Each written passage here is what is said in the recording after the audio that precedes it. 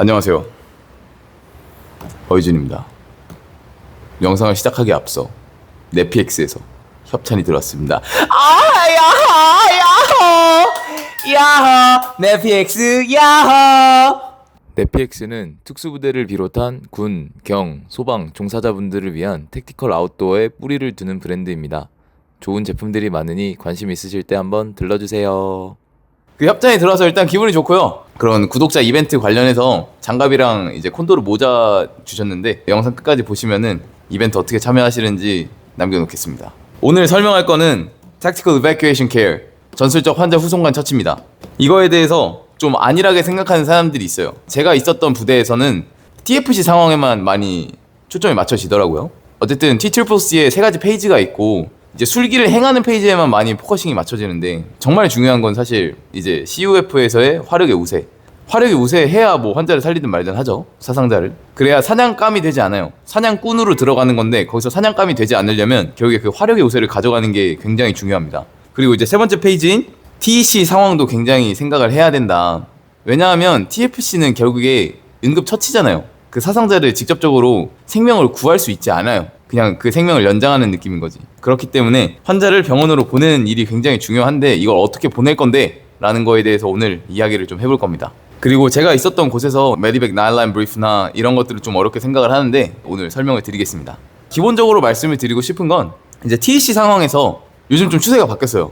세계 테러와의 전쟁, GWOT에서는 후송 자산에 사상자를 태우면 그 확률이 압도적으로 올라갔거든요. 살 수 있는 확률이. 근데 우러전 때는 그 양상이 아니에요. GWOT는 미국이 압도적인 제공권을 갖고 갔어요. 그러고 나서 비군사 조직과의 맞짱이었잖아요. 그러다 보니까 방공에 대한 체계도 없고 저지할 수 없는 현실들이 많은데 어쨌든 민간인들이니까 돈도 없고 무기에 대한 제한도 있을 거고 우러저는 양상이 다르죠. 군사 조직과 군사 조직의 맞짱이고 방공 체계도 있고 그러다 보니까 얘를 태워도 그냥 격추시키는 거예요. 그런 식으로 되다 보니까 살아갈 확률이 낮다. 이제 또 말씀을 드리고 싶은 게 TFC 상황에서 이제 TEC 상황으로 넘어간다고 말씀을 드렸잖아요. 이 부분에서의 좀 추세도 달라졌어요. 왜냐면 그런 식으로 격추가 되고 뭐 다른 많은 이유들이 있지만 이제 이 TEC 상황으로 못 넘어가는 상황들이 생기니까 이제 환자가 고립이 되죠. 사상자들이. 그러다 보니까 이제 PFC, Prolonged Field Care라고 지연된 상황에서의 환자 처치 그 개념으로 넘어갑니다. TFC에서 PFC로 넘어가는 추세다. 또 물자의 제한에서 말씀을 드리고 싶은 건 우러전 때 전쟁이 시작하면서 러시아가 우크라이나의 혈액은행이랑 병원들을 다 폭격을 했어요. 포로 때리면서 시작을 했어요, 전쟁. 우크라이나 입장에서는 더 의료 물자에 대한 제한이 있을 수밖에 없겠죠. 이 한반도도 전쟁이 일어나면은 그런 일이 안 생길 거라는 보장이 없습니다. 그 상황이 닥쳤을 때 어떻게 극복해 나갈지도 그런 부분들에 대해서 생각을 해야 된다. 그 다음으로 말씀드리고 싶은 건 이제 2가지 자산으로 나뉩니다. 메디백과 케이스백. 이걸로 나뉘는데 이거에 대한 차이는 의료 물자, 인력, 장비 이게 실려있냐 안 실려있냐 이 차이가 큽니다. 얘는 그게 실려있는 거예요. 의료 물자 막 그런 것들이. 그러니까 사상자에 대한 생명을 유지할 수 있는 장비를 있는 거잖아요. 또 옛날에 군생활할 때 저 잠깐 뭐 때문에 없었는데 흔히 쪼수라고 표현하죠. 걔한테 누가 질문을 했다라고 하더라고요. 그러면 이 메디백의 정확한 그 의료 수준이 어느 정도냐, 아니 뭐 그러면 그냥 일반 자동차에 지혈대 하나 있으면 그것도 메디백이냐 이런 식으로 했다는데 그 질문을 한 사람이 누군지, 그 쪼수라는 사람을 좀 비꼰 건지 저는 그래서 그거 누구냐고 물어봤는데 답을 안 해줬습니다. 그런 속상한 사연이 있는데 정확하게 말씀을 드리면 이제 기본적으로 사상자에 대한 모니터링을 할 수 있는 장비들, 바이탈 사인에 대해서 문제가 생겼을 때 그거에 대해서 즉각적인 어느 정도 처치를 할 수 있는, 생명을 유지할 수 있는 선에서의 그 장비들이 있어야 됩니다. 진짜 중요한 건 후송 자산과 상급 부대와의 소통이 돼야 됩니다. 외부 통신망이 끊겨버리는 순간 엄청난 혼란이 올 수 있거든요. 그런 것들을 방지하기 위해서 이 메디백 안에서도 지속적으로 외부 통신이 진행이 될 수 있는 외부 통신망의 설치가 필요하다. 그리고 케이스백, 얘에 대해서도 좀 생각을 해봐야 되는데 그런 물자, 인력, 장비가 있고 없고의 차이라고 말씀드렸잖아요. 근데 전시 상황이나 그런 상황이 왔을 때 메디백을 지원받지 못할 확률이 굉장히 높아요. 한국은 독자적으로 메디백을 운영하기도 굉장히 어렵고 그리고 연합자산에 대한 소통을 해야 되는데 그 소통에 대해서 메디백 나일라인 브리프에 대해서 어려워하는 사람도 많기 때문에 이 부분이 굉장히 어려울 수 있다. 그렇기 때문에 이 케이스백을 고려를 해봐야 되는데 어떤 수단과 방법을 가리지 않는다. 그냥 막 헬기로만 나르고 그런 게 아니라 하다못해 진짜 찝차일 수도 있는 거고 하다못해 그냥 IBS에 사상자 실어가지고 날라야 될 수도 있어요. 이제 그 차량에서의 차이점도 좀 알아야 되거든요. 뭐 예를 들어서 일반적인 승용차가 될 수도 있고 아니면은 뭐 컴팩트 차량, 뭐 SUV, 이제 그 뭐라 하죠? 포르쉐.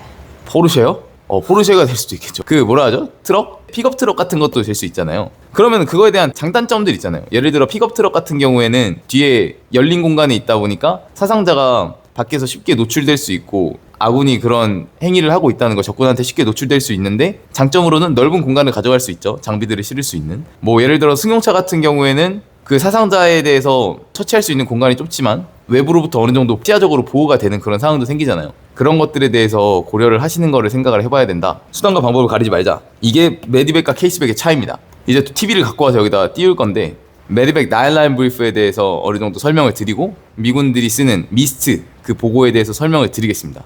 현대 문물이죠. 또 이모저모로 말씀드리면 제가 폰뱅킹을 특임대 가서 처음 배웠습니다. 제가 이런 전자기기에 취약한데 군대에서 정말 많은 거 배웠습니다. 바로 시작하겠습니다. 그냥 메디백 나일라인 브리프 카드인데, 이거는 아까 말씀드렸던 메디백과 케이스백 두 곳에서 동일하게 사용한다. 왜냐하면은 사상자에 대한 보고 체계잖아요. 그 메디백과 케이스백의 차이가 있다고 해서 그 보고하는 양식은 달라질 이유가 없다. 라인 1부터 라인 9까지 있습니다. 근데 중요한 건 라인 5에서 잘린다. 이 라인 1부터 5는 무조건 필수로 보고를 해야 되는 거예요. 1차적으로 말씀을 드리면 라인 1 픽업존, 그리고 라인 2가 라디오 이제 무전기 주파수, 콜사인, 서픽스 이런 것들이고, 라인 3가 사상자 유형이에요. 그래서 뭐 긴급이냐 응급이냐 그런 것들을 얘기하고 그 환자 수. 이제 라인 4는 스페셜 특수 장비, 그게 어떤 게 필요하냐. 라인 5는 이제 보행 가능 여부, 이걸 묻는 건데, 그럼 들것이 필요하죠. 그러다 보니까 후송 자산이 출동하기 전에 준비를 해야 되는 것들이잖아요. 그래서 라인 1부터 5는 그 전에 무조건 최초 보고 때 이루어져야 된다. 밑으로 쭉 가면은 라인 6가 픽업존의 경계 상태, 라인 7 이 픽업존의 위치를 어떻게 표시할 건데 픽업존 표시 방법, 라인 8은 이제 사상자의 국적과 신분, 라인 9은 평시 때는 픽업존 지형 묘사, 그러고 나서 전시 때는 MBC 화생방에 대해서 유무, 이상 유무가 있는지 보고를 하는 겁니다. 보시면 아시겠지만 이런 것들은 사실 바뀔 수 있잖아요. 실시간적으로 후송 자산이 출발하고 나서 말해도 무방한 것들이다. 6에서 9까지는. 그래서 순차적으로 하나씩 가보겠습니다.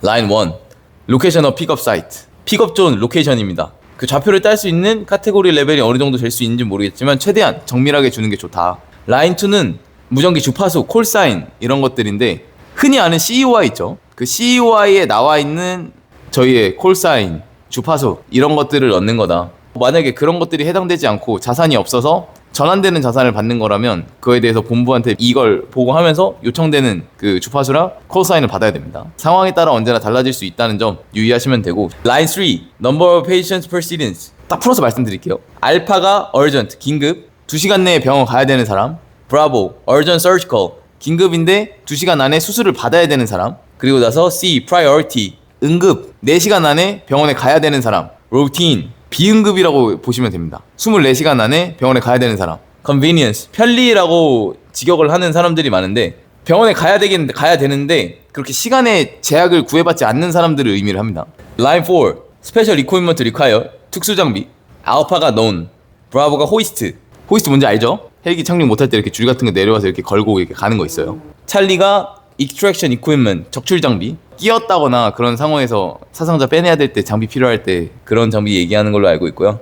델타가 벤틸레이터, 인공호흡기. 그리고 라인 5 보행 가능 여부인데, 여기 좀 잘못 나와 있는 게 들것이 필요하면 알파가 아니라 리마거든요. 들것이 필요 없다라고 했을 때 알파로 돼 있는 걸로 저는 기억을 하는데, 제가 한번 이거 보겠습니다. 라인 6는 픽업존 경계 상태. 노벤버면 그 픽업존에 일대에 적이 없다. 팝하면 적이 있을 수 있는 가능성이 있다. 에코면은 적이 있다. 이제 이 엑스레이면은 무장 에스코트가 필요하다라는 의미예요. 원래 기본적으로 메디백 자산들은 안에 무장을 달 수가 없습니다. 그렇기 때문에 그 주변에 무장을 한 다른 경호 헬기들이 필요하거든요. 그게 필요하다라는 거를 의미를 합니다. 라인 7으로 넘어오겠습니다. 픽업존을 어떻게 표시할 건데, 그래서 알파가 패널, 뭐 대표적인 예시로 저희가 흔히 아는 VS-17 패널 있죠. 그런 것들을 사용을 하겠다 이런 거고, 이제 브라보는 조명탄입니다. 조명탄. 찰리, 연막, 델타 표시 없고, 에코는 다른 걸로 표시를 하겠다. 라인 8 이제 사상자의 국적과 신분입니다. 그래서 알파는 미군, 브라보는 미국인, 찰리는 미군이 아닌 다른 군인, 델타는 미국인이 아닌 다른 나라 사람, 에코는 적군 포로입니다. 라인 9에서는 평시 때는 이제 그 픽업존에 대한 지형 묘사가 들어가고, MBC 화생방 들어가는 겁니다. 어떻게 하냐? 그냥 긴급 하나다 그러면은 1 알파 그냥 또 예시를 들면은 뭐 긴급 수술이 한 명이고 응급이 한 명이다. 그러고 나서 우리는 라인 4 때 특수 장비는 필요 없고 라인 5 때 리터가 이제 보행 불가능한 환자가 2명이니까 들것이 2개 필요하다라고 얘기를 한다면 그냥 정말 간단하게 시작을 하면 뭐 line 1 same as con up, line 2 same as con up, line 3 1 bravo, break, 1 charlie, line 4 alpha, line 5 2 lima, how copy 이런 식으로 가는 겁니다. 그래서 너무 어렵게 생각하지 마시고 읽어놓고 그냥 숫자로 써놓고 이거 뭐라 그러죠? 그 영어? 포네틱 코드라고 하나요? 그런 식으로 읽어주면 된다. 생각보다 어렵지 않다라는 걸 얘기하고 싶고 이제 미스트로 넘어가겠습니다. 다음 미스트입니다. MIST. 그 미군들이 아프간에 가면서 그때부터 메디백 나일라인 브리프랑 추가적으로 같이 필수로 보고를 하는 거다. 일단 M은 메커니즘 오브 인저리입니다. 손상 기전. 부상이 왜 발생했는데를 묻는 거죠. 뭐 폭발상, 총상 이런 식으로 쓰는 거예요. 어떤 거에 의해서 발생이 됐다. 폭발물에 의한 사상이다. 뭐다. 이런 식으로 쓰고 인저리는 부상. 어떤 유형의 부상인지 쓰는 거죠. 폭발물로 인해서 우측 하지 절단, 뭐 양악 손상 이렇게 씁니다. 증상과 징후를 쓰는 거죠. 이 사람에 대해서 바이탈 사인이랑 이 사람이 지금 어떤 상태를 보이고 있는지, 뭐 피부가 차가운지, 호흡수는 어떻게 되고 그런 것들에 대해서 쓰는 겁니다. 어떤 처치를 적용을 했는지 이거를 쓰는 겁니다. 우측 하지 절단이랑 양악 손상을 얘기를 했으면 골반 지혈대를 적용을 했고 크라이크를 적용을 했다. 이런 식으로 쓸 수 있죠. 이 부분이 좀 어려울 수도 있어요. 왜냐하면은 이걸 좀 영어로 풀어서 써야 되잖아요. 어느 정도의 의료 단어는 외워주는 게 좋습니다. 연합자산과의 소통을 해야 되는 상황이 올 수 있잖아요. 제가 미군들한테 들었던 살짝 꿀팁 중에 하나는 메디백이 왔잖아요. 그러면 거기 이제 있는 의료인이 있을 거 아니에요. 그 사람한테 얘 우측 하지 절단이다 하면은 이렇게 오른쪽 하지 절단이라고 직접적으로 이제 바디랭귀지로 표시를 해주는 것도 하나의 방법이다라고 하더라고요. 어쨌든 T-Triple-C 카드가 안에 들어있어서 이 사상자를 인계할 때 그거를 보겠지만 시각적으로 1차원적으로 이 사람이 어디가 다쳤는지를 알려주면 처치하기 쉽겠죠. 네, 영상은 이렇게 마무리됐고요. 네피엑스에서 메카닉스 웨어 0.5mm 글러브 S 사이즈랑 M 사이즈랑 그리고 나서 이제 콘도르 블랙 멀티캠 모자 그거 주셨습니다. 총 상품 4개 받았는데 컨텐츠 추천하실 거랑 이메일 같이 써주시고 그리고 나서 어떤 사이즈 원하시는지 써주시면은 그거 3개 보고 나서 4종류 나눈 다음에 한 명씩 추첨을 통해서 저희가 준비해서 드리겠습니다. 네피엑스 야호 야호 오 아하